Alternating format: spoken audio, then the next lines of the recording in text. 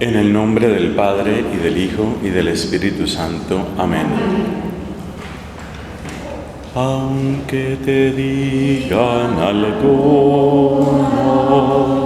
que nada puede cambiar, lucha por un mundo nuevo, lucha por la verdad. Ven con nosotros a caminar, Santa María, ven. Ven con nosotros a caminar, Santa María, ven. En el nombre del Padre, y del Hijo, y del Espíritu Santo. Amén. Esta es nuestra segunda reflexión sobre el discernimiento comunitario. El acto de discernir supone, como ya hemos dicho, distinguir, filtrar, diferenciar. Tuve ocasión de hacer mi tesis de doctorado sobre un autor, un teólogo jesuita llamado Bernardo Lonergan. Y él tiene una expresión que yo creo que es muy válida: diferenciación de conciencia, que se puede también traducir como tomar conciencia de la diferencia o aprender a diferenciar. Si nosotros hablamos de discernimiento, estamos hablando de diferenciar, porque muchas veces hay cosas que se parecen. Es interesante ver en el libro del Deuteronomio cómo se dan criterios específicos para diferenciar, por ejemplo, un falso profeta de un verdadero profeta, porque se pueden parecer. De hecho, en la época de los profetas Ezequiel y Jeremías, encontrábamos verdaderos profetas y falsos profetas. Y todos decían: esto dice el Señor. ¿Cómo distinguir el falso profeta del verdadero profeta? Hay que diferenciar, hay que hacer una diferenciación de conciencia. El Deuteronomio en concreto da estos dos criterios para no dejar ese tema suelto. Dice que el verdadero profeta siempre hará firme la alianza y siempre volverá al pueblo hacia la alianza. El falso profeta, en cambio, de una o de otra forma predica rebelión contra Yahvé. Ese es el primer criterio. Y el segundo criterio es que las palabras de los verdaderos profetas son palabras que se cumplen, mientras que el falso profeta a menudo habla simplemente con el deseo. Diferenciación de conciencia, aprender a diferenciar. Yo creo que es una de las tareas más necesarias hoy. Podemos comparar la situación que vive el mundo y la situación que vive la Iglesia incluso con lo que pasaría en un país donde hubiera muy buenos falsificadores. Imagínate qué tragedia sería esa. Un país donde hay mucha gente que falsifica el dinero, pero son muy buenos para su obra, para sus falsificaciones. Ese es el mundo en el que estamos, un mundo donde circula mucha moneda falsa. Casi todas las palabras que son centrales, importantes para nuestra fe y para el Evangelio, han sido y siguen siendo falsificadas. Y a veces es difícil distinguir una cosa de otra. Tomemos, por ejemplo, el caso de la palabra más hermosa y más importante de toda la Biblia, amor. O podríamos decir la palabra Dios, el nombre de Dios. No solo hay un abuso de la palabra Dios, también hay un abuso de la palabra amor. Hay muchas cosas que se llaman amor y pasan por amor, pero son moneda falsa, son engaño. Si eso sucede con esas palabras como el santo nombre de Dios o como la palabra amor, pues ¿qué podremos esperar de muchas otras? Por eso un ejercicio muy importante en el discernimiento comunitario es no dejarse confundir uno. Lo que les voy a presentar es una serie de 10 paralelos. Podemos decir que este es como un pequeño gimnasio en la diferenciación de conciencia. Una manera de ejercitarnos para distinguir una cosa de otra. Porque aprender a distinguir es el ejercicio mismo de la diferenciación de conciencia. Entonces, por ejemplo, esto se entiende entrando ya en materia. Son 10 paralelos. El primero dice de la siguiente forma: optimismo no es fantasía. Ser un optimista no es lo mismo que ser un iluso. Esa es una diferenciación de conciencia. Nosotros somos llamados por el Evangelio a ser hombres y mujeres de esperanza. Tal vez esa actitud existencial se puede traducir como optimismo. Somos llamados a tener esperanza, a ser optimistas, a buscar, esperar y trabajar por lo mejor. Óptimo, al fin y al cabo, es el superlativo de bueno. Entonces somos llamados a ser optimistas. Pero una cosa es ser optimista y otra cosa es ser iluso. Eso se llama una diferenciación de conciencia. ¿Y dónde está la frontera entre ser optimista y ser fantasioso, ser iluso? Que el optimista, cuando piensa en una meta, también piensa en el camino. Por ejemplo, queremos renovarnos como comunidad religiosa. Eso es un deseo muy bello, pero eso implica unos sacrificios, eso implica un camino, eso implica una participación, como ya lo dijimos en nuestra charla anterior, una participación en el misterio de la abnegación y la cruz.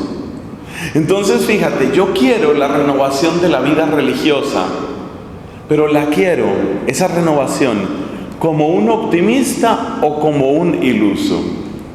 Porque el optimista quiere la meta y quiere el camino. Sabe que eso implica esfuerzo, perseverancia, sacrificio. En cambio, el iluso quiere la meta, pero la quiere gratis. Quiere que las cosas se den como por sí solas. El iluso seguramente se va a quedar esperando su ilusión sin nunca obtenerla. Eso es una diferenciación de conciencia. Optimista no quiere decir fantasioso. Optimismo no es fantasía. Pero cada una de estas 10 frases tiene un complemento. O sea que en total son como 20. Entonces, optimismo no es fantasía, pero ahora la completamos. Podemos decir que optimismo no es fantasía, es la frase 1A, y ahora pasamos a la 1B, porque cada una tiene A y B. Entonces, 1A, optimismo no es fantasía. 1B, realismo no es pesimismo. Ser realista no significa ser pesimista.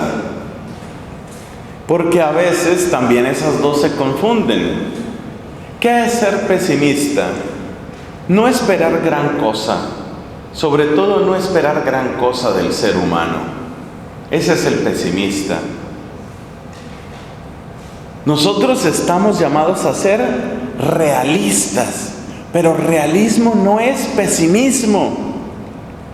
Si ves cómo se complementan esas dos, ¿no? La 1A y la 1B. 1A decía, optimismo no es fantasía. 1B dice, realismo no es pesimismo. Entonces tenemos que ser realistas. Hay un camino que es arduo, eso es ser realista. Pero no tenemos que ser pesimistas. ¿Por qué? Pues porque hay muchos recursos, oportunidades, bendiciones, providencias de Dios, generosidad y creatividad en muchas hermanas. No podemos ser pesimistas. Especialmente la presencia de los jóvenes suele ser un motivo muy grande de esperanza y por lo tanto de victoria sobre el pesimismo. No es algo automático. Hay veces que la situación de los jóvenes más bien preocupa. Pero el hecho mismo de que haya sangre nueva es un motivo para decir, no debemos dar campo al pesimismo. Entonces ahí tenemos la primera de esas 10 diferenciaciones de conciencia. Por última vez repito, mientras vamos acostumbrándonos a la metodología de esta charla particular.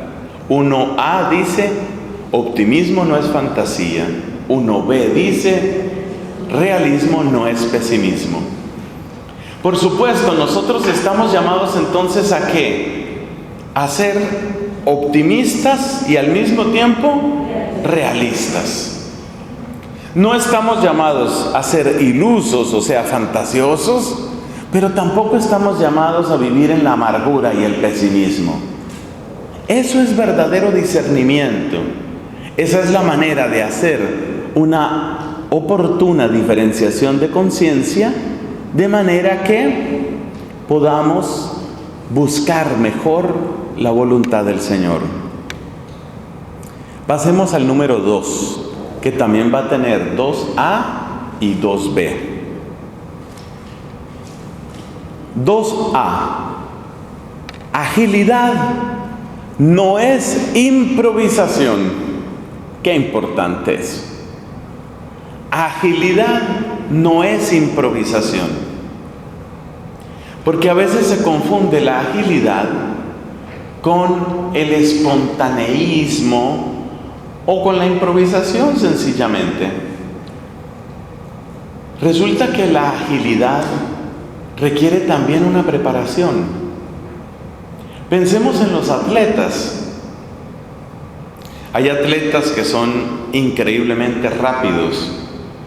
El hombre más rápido de todos los tiempos es este jamaiquino de apellido Bolt, Usain Bolt. Ese hombre de cero, es decir, de estar completamente detenido, hasta atravesar la meta de los 100 metros planos, lo logra en un poco más de 9 segundos, 9,6 o una cosa así, 9,7 segundos, menos de 10 en todo caso. Es increíblemente rápido. Esa es la famosa carrera de los 100 metros planos. Pero para correr esos 100 metros en menos de 10 segundos, años de entrenamiento. La agilidad no se improvisa. Qué bueno recordar eso. A veces, sobre todo cuando somos jóvenes, tenemos el pecado de la impaciencia.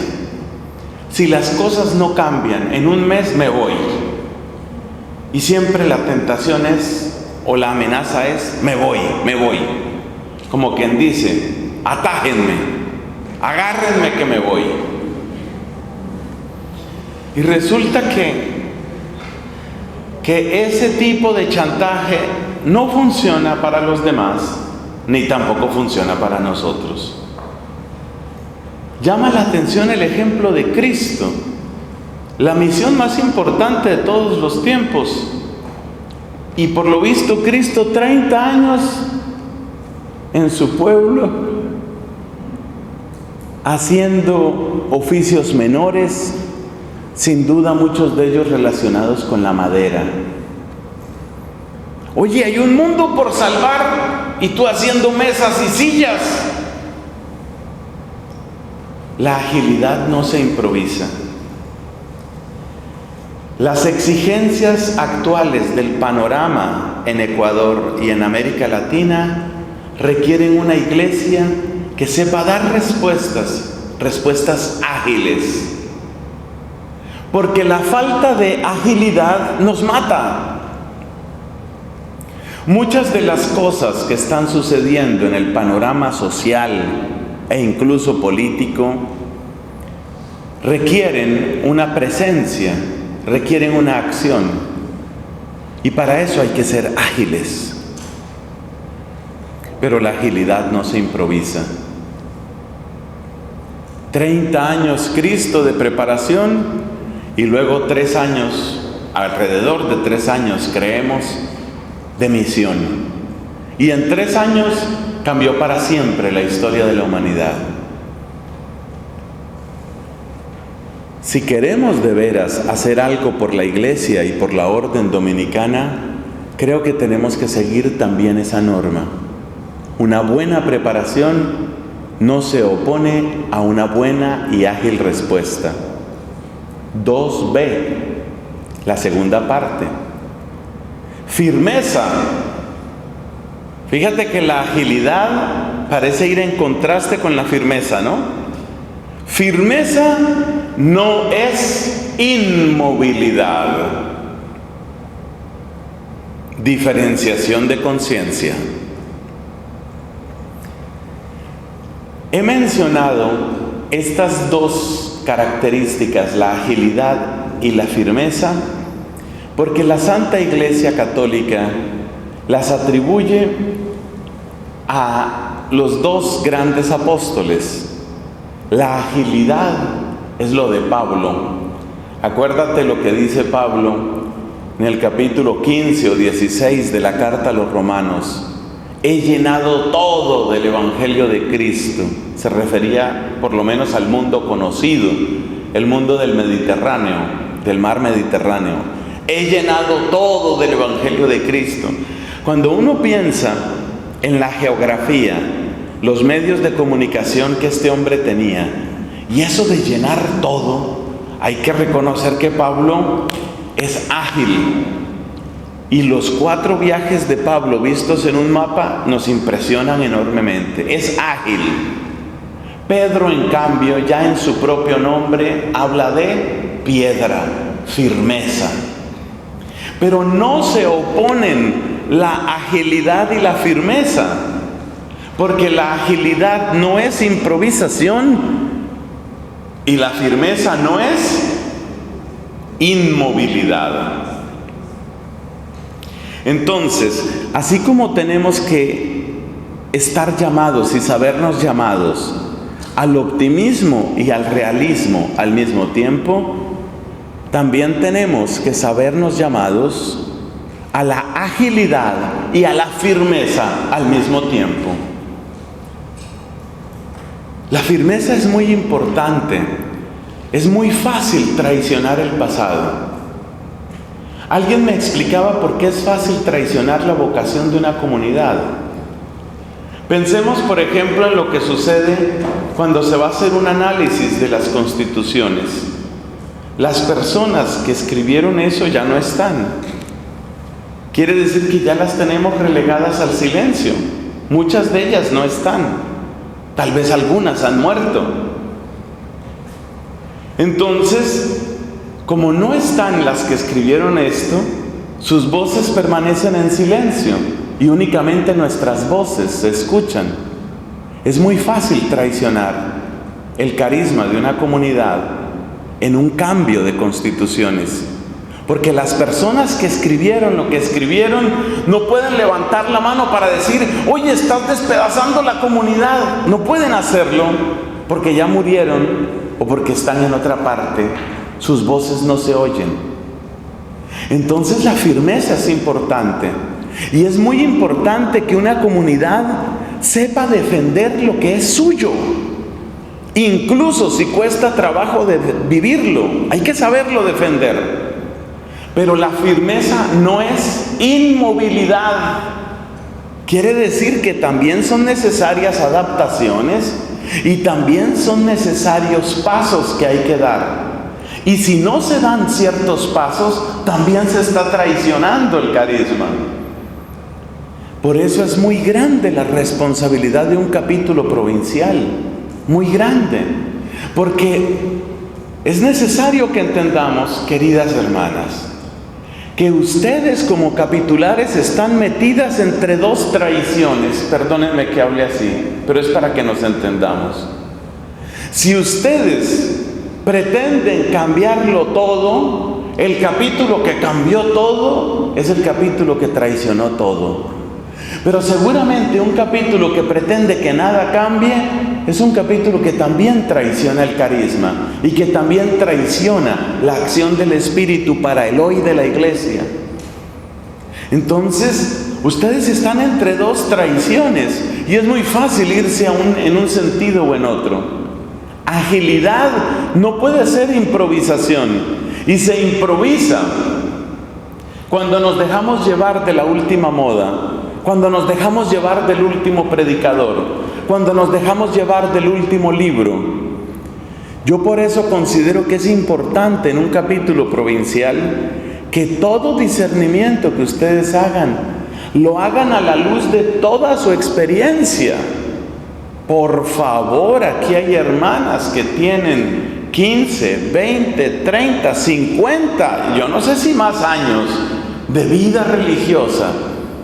Tú no puedes hacer un discernimiento con los últimos 5 años, pero tampoco puedes hacer un discernimiento quedándote con lo que conociste hace 50 o 60 años. Es la fidelidad a todo el camino, es la búsqueda de la presencia y la acción de Dios en toda la historia de tu propia vocación y toda la historia de la comunidad. Necesitamos agilidad, pero necesitamos firmeza. La agilidad no es improvisación, la firmeza no es inmovilidad. Punto número 3. Como los anteriores, también este va a tener 3A y 3B. 3A.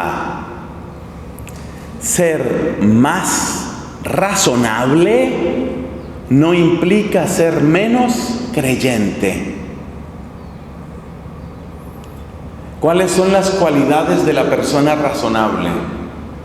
Pues que entiende, analiza, cuestiona, dialoga.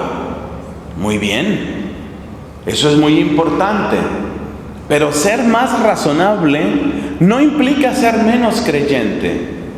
El hecho de que se reúna tanto talento como el que está aquí presente, con esa capacidad de análisis y de estudio y con todo el recorrido que se ha hecho en la preparación capitular, toda esa inteligencia no nos hace señores, ni nos hace dueños. Uy, cómo insistió en esto el Papa Benedicto hasta el final, y también lo ha dicho alguna vez el Papa Francisco. De la iglesia no somos dueños. Ustedes no pueden tratar el carisma de la congregación como si fueran las dueñas de la congregación. Una vez me decía un anciano y sabio predicador, nosotros, decía él, tenemos una doble deuda. Tenemos una deuda con los fundadores que nos han entregado el tesoro de un carisma y no lo podemos traicionar. Ahí tenemos una deuda, porque de alguna manera, hablando figuradamente, pero no es solo una figura, Santo Domingo me puede preguntar, ¿tú qué hiciste con lo que yo te di? Yo te di un carisma, ¿qué hiciste con él? pero también somos deudores frente a las nuevas generaciones, porque esas nuevas generaciones también nos pueden preguntar: ¿por qué tú recibiste 100 y me diste 60? Si nosotros disminuimos el carisma, estamos traicionando a los que vienen. Mire, esto lo aprendí también de mi primer profesor, no mentiras, el segundo profesor de latín que yo tuve.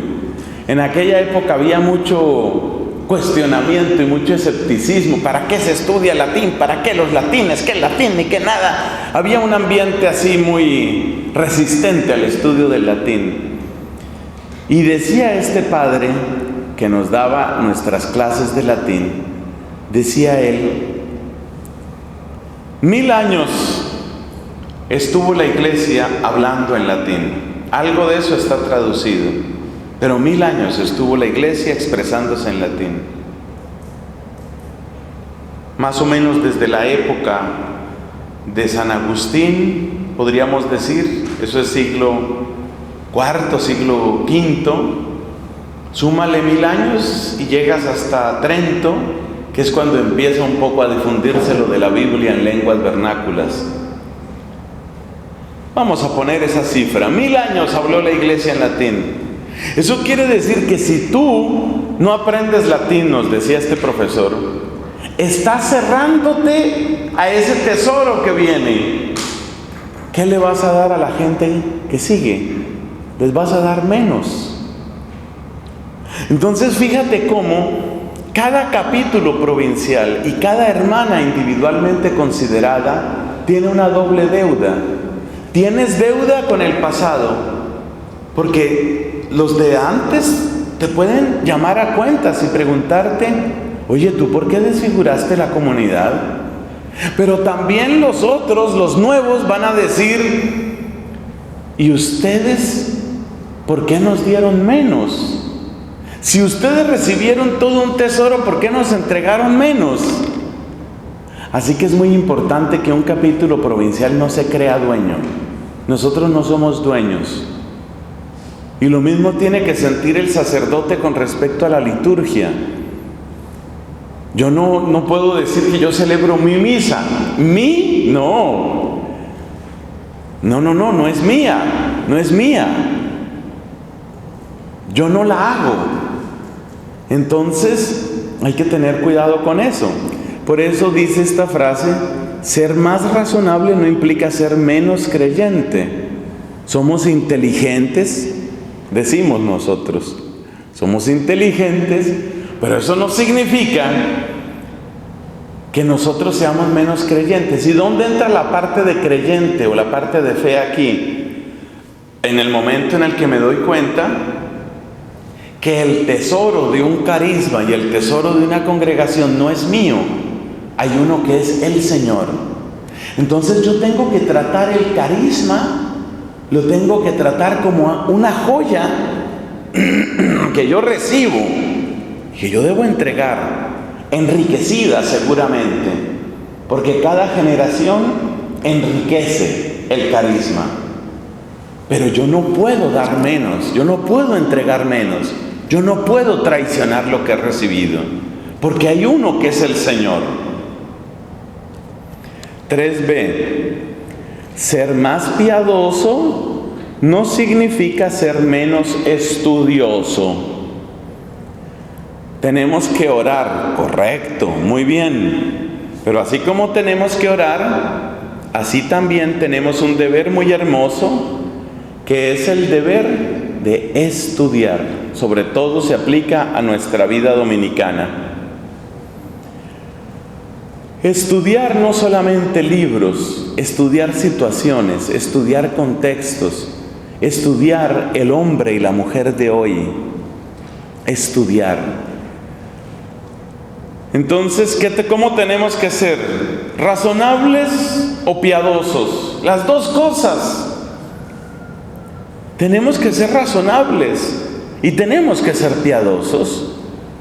Tenemos que llenarnos de tierno amor hacia Jesús y María y nuestros santos, y a la vez Tenemos que llenarnos de claridad y de lucidez frente al hoy de la iglesia y frente a la verdad histórica de nuestras comunidades. 4a. Más fraterno no es más cómplice. Cuidado con esta, ¿eh? Más fraterno no quiere decir más cómplice, porque yo he visto en varios lugares que lo que a veces se llama fraternidad es complicidad. Y sabe que ese malentendido yo lo noto especialmente en la gente joven, por lo menos en mi país. Perdón. Cuando la gente habla de un amigo, el amigo es el que no me cuestiona, el amigo es el que me acepta. Pero ¿cómo se entiende la aceptación? Se entiende como que no me va a cambiar. Se entiende como que no me va a cuestionar. Eso no es amistad. Porque entonces se empieza a entender la amistad y se empieza a entender la misericordia y se empieza a entender la fraternidad como pura complicidad. Hasta llegar al extremo herético, porque es una herejía, de presentar la misericordia de Dios como una manera de no cambiar al ser humano. Entonces hay gente que habla de la misericordia de Dios como pura aceptación, pero aceptación que no llama a conversión. Eso desfigura el Evangelio. Cristo me acepta como yo soy. Amén. Pero Cristo quiere cambiarme. Amén también. Cristo aceptó a sus apóstoles ignorantes, oportunistas, codiciosos y rudos. Sí. ¿Los transformó? Sí. Cristo aceptó a la adúltera. Claro, y la salvó. ¿Y qué le dijo? No peques más. Entonces, Cristo me acepta como soy, pero no me deja como soy. Aceptación y transformación no se oponen en la persona de Cristo. Y debemos quitar la idea de que el buen superior es el superior que no se mete con nuestra forma de vida. Muy fácilmente en todas partes sucede que caemos en relajación, caemos en individualismo, caemos en economías privadas, caemos en todo tipo de idolatría. Y a veces se considera que el buen provincial, el buen superior, es el que nos deja hacer. Es decir, que la misericordia, según eso, consiste en ¿qué? En no cambiar a la gente. En algunas ocasiones en que he tenido que predicar sobre misericordia, que gracias a Dios se ha puesto de moda, gracias también al Papa Francisco, que es el gran apóstol de la misericordia hoy, pues hay mucha gente que considera que en nombre del Papa Francisco, ser misericordioso es dejar al homosexual con su pareja homosexual.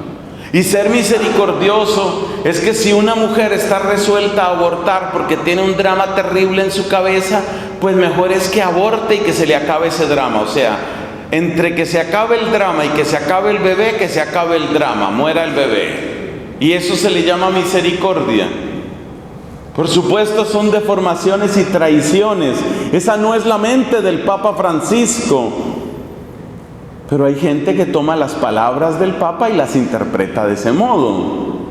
Entonces, por eso dice esta frase: más fraterno no es más cómplice. Pero ahora viene otra, que me parece que vendría siendo como la 4B. Más apostólico no es menos comunitario. Porque en eso también caemos. En eso también caemos. Y seguramente habrá ahí también acusación para Nelson Medina. Más apostólico no es menos comunitario. A veces creemos que el enorme compromiso con la evangelización hace imposible que seamos verdadera comunidad. Y como sabemos muy bien, nuestro carisma dominicano es bello precisamente en su equilibrio. La oración no se opone al estudio, el estudio no se opone a la oración. El silencio no se opone a la predicación ni la predicación al silencio. Ser comunitario no significa que yo no evangelizo, pero ser apostólico no significa que a mí nunca se me ve en la comunidad. En algunas regiones y en algunas obras se ha llegado a un punto en el que parece que ciertos oficios equivalen casi que a una autorización para que la persona no aparezca. Entonces hubo una época, esa época yo creo que ya pasó en mi provincia dominicana de Colombia. Hubo una época en que la idea que había era que el rector de la universidad nunca va a tener tiempo para rezar laudes con nadie. Porque imagínate, es el rector de la universidad, tiene una obra apostólica mayúscula. ¿Qué va a poder un rector rezar? Mal hecho, mal hecho. Gracias a Dios hemos tenido buenos testimonios, y no porque sea mi amigo, así lo considero, debo dar testimonio de nuestro actual rector, rector general de la Universidad Santo Tomás, el padre Carlos Mario Alzate. Muchas veces lo ve uno en celebraciones comunitarias, en la Eucaristía conventual. Él está ahí presente. Y ese hombre sí que tiene trabajo, pero ahí lo ve uno. Yo creo que nos da un gran testimonio a muchos de nosotros en ese sentido. Entonces fíjate, 4a dice, más fraterno no es más cómplice. 4b dice, más apostólico no es menos comunitario. 5a, más serio, porque hay que ser serios en la vida. Más serio no es más amargado. Una cosa es la seriedad y otra cosa es la amargura. Y a veces se confunden, por eso estamos haciendo diferenciaciones de conciencia. A veces se confunden.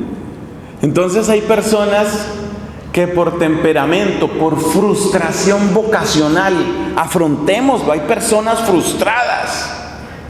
Por frustración vocacional, por decepción, por cansancio de la vida, se vuelven amargados. Como dice simpáticamente el Papa Francisco en su carta apostólica, su exhortación apostólica Evangelii Gaudium, son cristianos en perpetua cuaresma, no tienen nunca Pascua.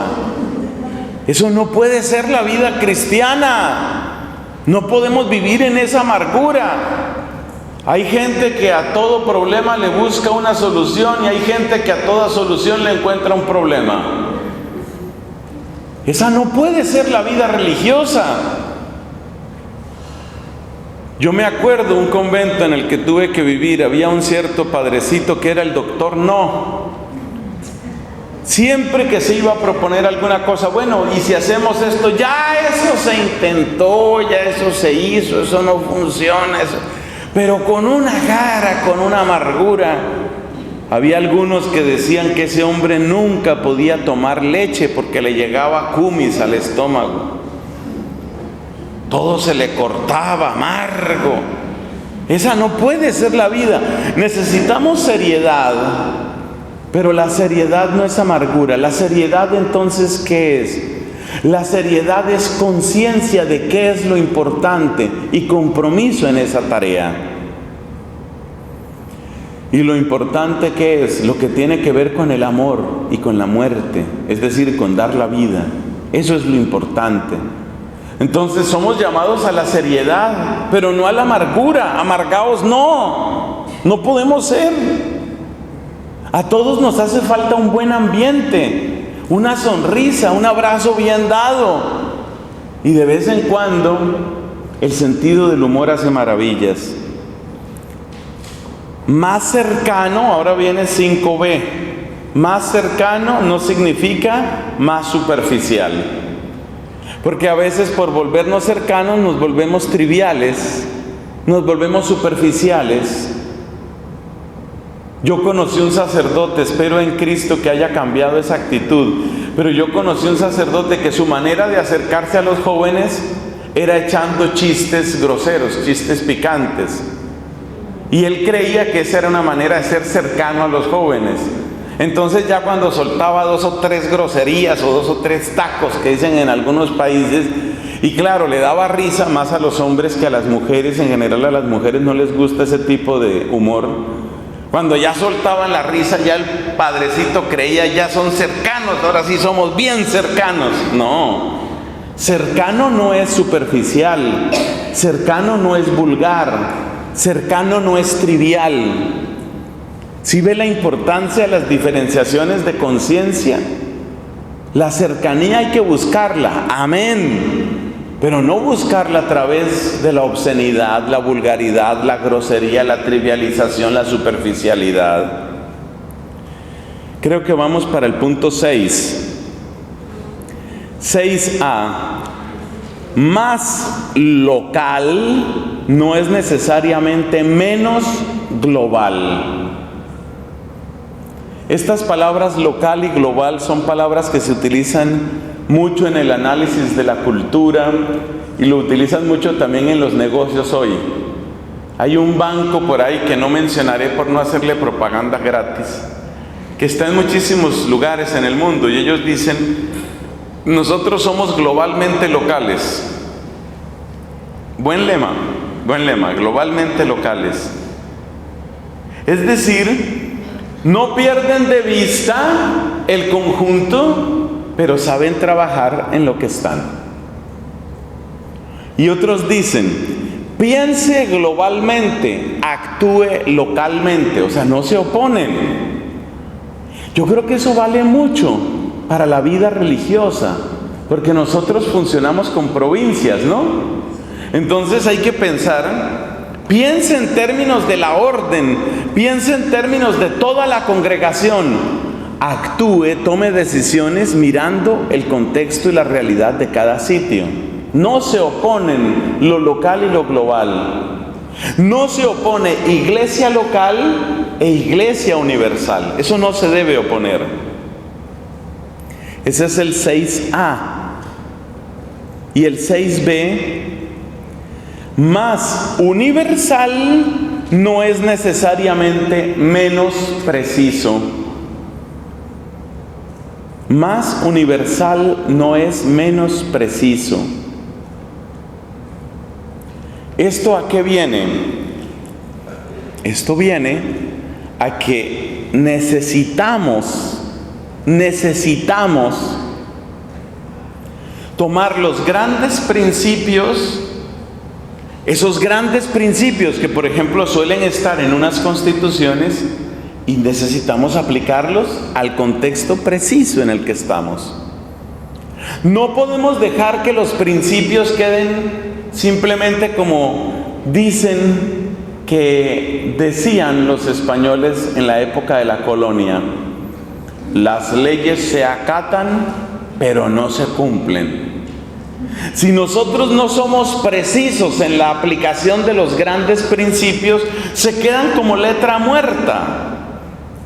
Por eso necesitamos llegar a lo preciso, a lo local. Las cosas que se dicen sobre la oración, sobre el estudio, sobre el apostolado, no las podemos dejar en el lenguaje universal. Entonces, si aquellas personas que tienen que legislar para la provincia tienen al mismo tiempo presente las realidades locales, sus palabras van a tener una concreción y una fuerza. Y si luego las personas en las comunidades locales toman los grandes principios y los aplican a sus realidades específicas, entonces se cumple el objetivo de los capítulos. Porque es que yo creo que estamos un poquito en una crisis que se podría denominar de aplicabilidad. Mucha gente parte de la base de que los textos nacen muertos. Hace poco el maestro de la orden hacía una pequeña encuesta informal sobre quiénes habían leído las actas del último capítulo general. El último capítulo que tuvo nuestra orden pues fue el de 2003 en Trogir, en Croacia. Muchos frailes ni siquiera leen las actas de los capítulos generales. ¿Qué quiere decir eso? Que se toman simplemente como principios universales que no se aplican de un modo preciso y de un modo concreto a las realidades en las que estamos. Eso hay que evitarlo. Resumo este punto.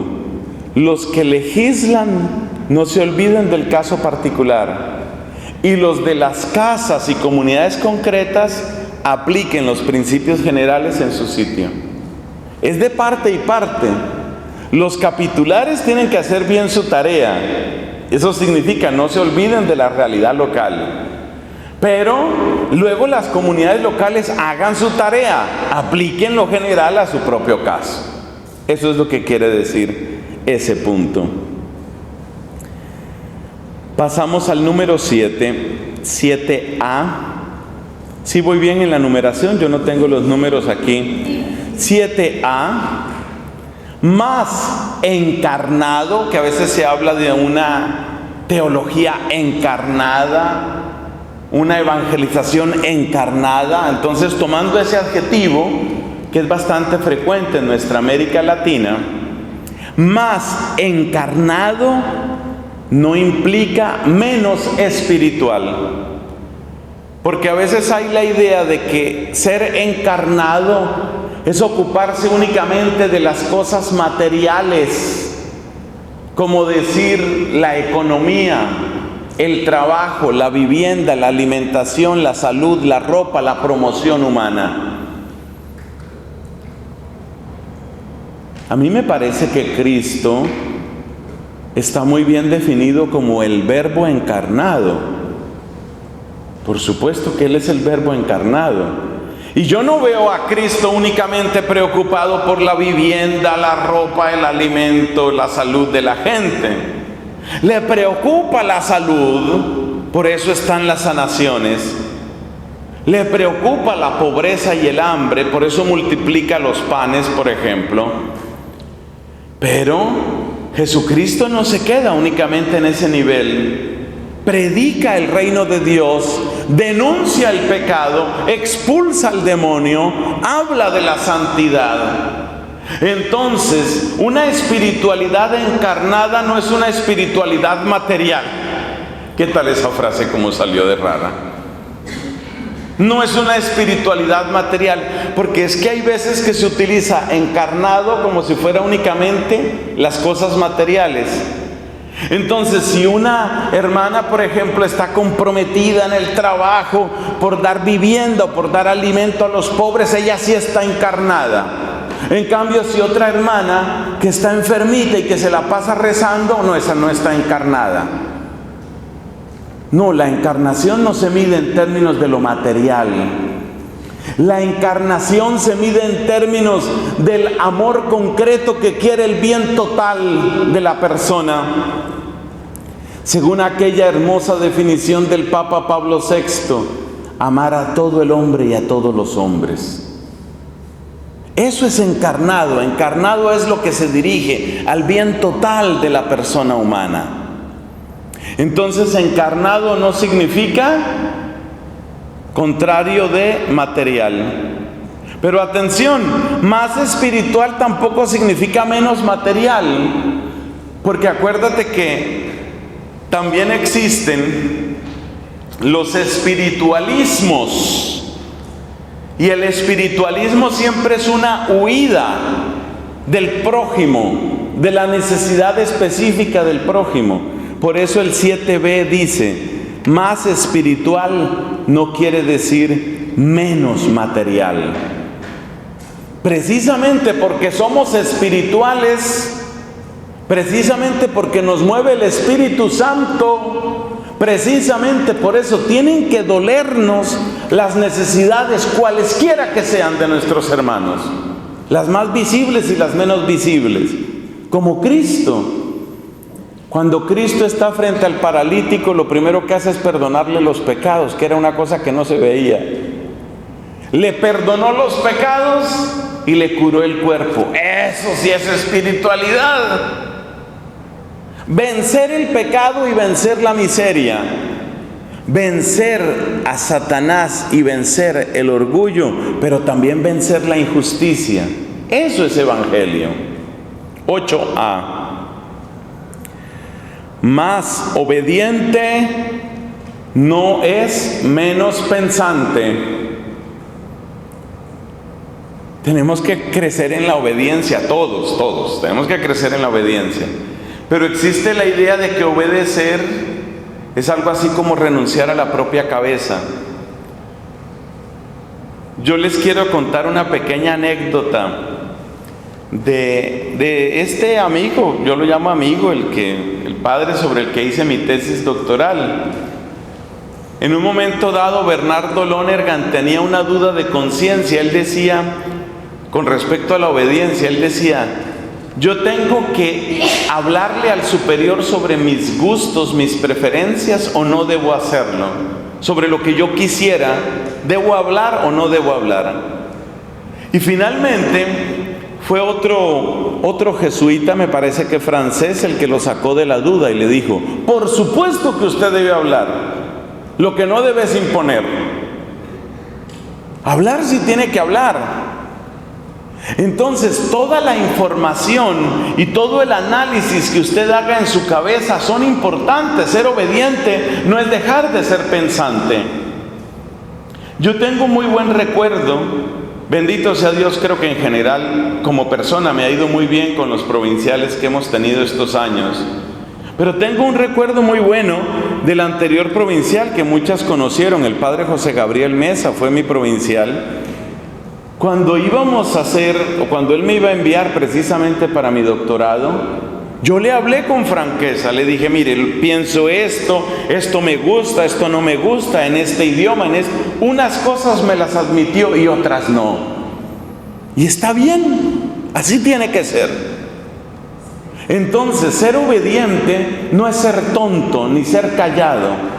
No, tú hablas, pero no impones.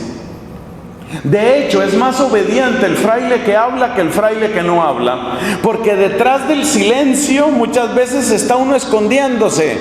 Ojalá no se den cuenta para ver si yo me salgo con la mía. Eso es trampa, eso es hipocresía, eso es doble juego. No, tú tienes que hablar, y hablar con franqueza, pero no imponer. Entonces, obediente no quiere decir que no piensa. Inteligente, esta me gusta mucho, que creo que es la 8b. Inteligente no es más independiente. Más inteligente no es más independiente. Porque es que hay una idea de que la persona inteligente nadie la comprende, nadie la manda. Es una torre absoluta, individual, que vive y que funciona según sus propios parámetros. Eso no puede ser. Y hay gente que se jacta de su independencia, ¿no? Entonces sí, la iglesia cree muchas cosas, pero yo he estudiado el tema, yo tengo mi propia idea, ¿no? Yo soy independiente. Oiga, cuando yo veo que una de las mayores inteligencias de todos los tiempos, Santo Tomás de Aquino, figúrese que Santo Tomás de Aquino, cuando llegó al final de su vida, dijo lo siguiente: si en algo me he apartado de la fe de los apóstoles, con gusto me retracto y someto todos mis escritos a la autoridad de la sede de Roma. ¡Qué portento de cabeza! Y lo que hace es declararse dependiente. Yo dependo de Roma. Te doy otro ejemplo. Acuérdate San Pablo en la carta a los Gálatas. Después de no sé cuántos años predicando, dice él: fui a ver a Pedro, a Santiago y a Juan, los considerados columnas de la iglesia. Y mira la razón que da San Pablo. San Pablo el apóstol, mire la razón que da: fui a hablar con Pedro, Santiago y Juan, los llamados columnas de la iglesia, para ver si yo había corrido en vano. Sometió su predicación, la sometió a la autoridad de Pedro, Santiago y Juan. Entonces esos frailes que llegan del exterior hablando raro porque se les olvidó ya el español, hablando raro y con la frente perpetuamente arrugada porque yo ya estudié, soy estudiado, yo ahora tengo un doctorado, entonces ahora me tiene que decir doctor. Entonces gente que vaya, hace un curso de 3 meses, regresa con un doctorado y ya todo el mundo tiene que hacerle venia y ya él ahora sí descubrió cómo era el evangelio. Los demás no hemos entendido nada, nadie ha entendido nada. Él por fin ha visto los cielos abiertos y a Jesús a la derecha del Padre. Entonces, más inteligente no es más independiente, no. Dejemos esa idea. 9a. Más experto, muy parecido al anterior. Más experto no es más sabio. ¿Experto qué es? En el lenguaje actual, experto significa aquella persona que tiene un campo de especialización. Un experto usualmente sabe mucho de muy poco. Entonces el experto no necesariamente es sabio, porque según la definición tradicional de sabiduría, el sabio es el que aprende a reconocer los primeros principios y las causas finales, los últimos fines. Entonces lo propio del sabio es tener una visión de conjunto, y muy a menudo los expertos no tienen visión de conjunto. Con el debido respeto para los amigos biblistas y las amigas biblistas, esto sí que les pasa a los de la Biblia. Yo conocí un sacerdote que hizo un doctorado sobre un versículo, óigame, un versículo de la Biblia. Todo el libro, escribió un libro gordo, que fue su tesis doctoral, muy bien hecha, eso sí, muy bien hecha. Pero toda su tesis doctoral gordísima, sobre un versículo. Pues sí, seguramente usted es la persona en el mundo que conoce mejor ese versículo. Pero parece que la Biblia tiene miles de versículos y la iglesia tiene miles de años. Entonces, hágame el favor, usted es experto, pero usted no necesariamente es sabio.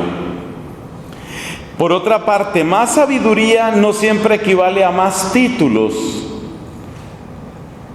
No sé si esos virus hayan llegado también por estas tierras. Hay lugares donde parece que únicamente pueden hablar los que tengan títulos. Y no, hay muchas personas que pueden estar toda una vida en un oficio muy humilde. Y precisamente porque están en ese oficio humilde han aprendido lo que otros no saben o no sabemos. ¿Sabe lo que decía uno que fue profesor mío de dogmática allá en Colombia? Un fraile de mi convento. Él decía, nos decía una vez en clase, ¿saben ustedes? Nos decía así un poquito en tono jocoso, muy fraterno, me parece estarlo viendo. ¿Saben ustedes quién conoce bien a los teólogos de este convento? Y nosotros pensábamos que iba a decir el provincial, el regente de estudios, el decano, no. ¿Saben quién conoce bien a los teólogos de este convento? Nadie respondió, dice él, las empleadas de la cocina. Porque ¿qué sacamos con un teólogo que tiene una tremenda obra sobre la caridad cristiana y luego va y humilla a una empleada porque no le dio las cosas como quería? Entonces, esto es para destacar que muchas veces las personas que nos parece que no valen porque no tienen títulos, o porque están desactualizadas, o porque son preconciliares, ¿no? Son preconciliares, despreciamos, y muchas de esas personas tienen una sabiduría muy grande, precisamente porque nos han visto desde otro ángulo. Y usted sabe que desde abajo se conocen mejor los defectos, ¿no? Bueno, 10a, estamos terminando. Más risueño no equivale a más alegre. La verdadera alegría no es solamente risa. La alegría, la verdadera alegría, esa que le mereció un documento al Papa Pablo VI, ¿no? La carta esa sobre la alegría cristiana. La alegría es mucho más que risa. Eso se explica solo, no merece mayor comentario. 10b, este sí es más difícil. Más triste no equivale a menos feliz. Esa se la debo yo a Santa Catalina de Siena. Más triste no equivale a menos feliz. O sea que hay una manera de estar a la vez feliz y triste. ¿Cómo así? Pues eso dice la doctora de Siena. Dice, por ejemplo, que Cristo en la cruz estaba perfectamente feliz y perfectamente triste. Y que de alguna manera la existencia cristiana es al mismo tiempo plena felicidad y durísima tristeza. ¿Cómo puede ser eso? ¿Cómo puedes tú conocer el pecado del mundo sin llegar a la tristeza? Pero ¿cómo puedes conocer el amor de Dios sin llegar a la alegría? Entonces, por eso la existencia del cristiano es Pascua permanente, porque todo el tiempo vemos las limitaciones, los problemas, las traiciones, los pecados, pero todo el tiempo vemos la compasión, la providencia, la bondad, la misericordia, el amor de Dios que se renueva cada mañana. Y ese es mi último deseo, llegando al final de esta reflexión, que este hermoso capítulo provincial sea bendición y sea Pascua para esta querida provincia, y que pueda llegar esa luz y esa gracia a todos los rincones a donde ya ha llegado en 125 años de su historia la congregación de Hermanas de la Inmaculada. Gloria al Padre, al Hijo y al Espíritu Santo.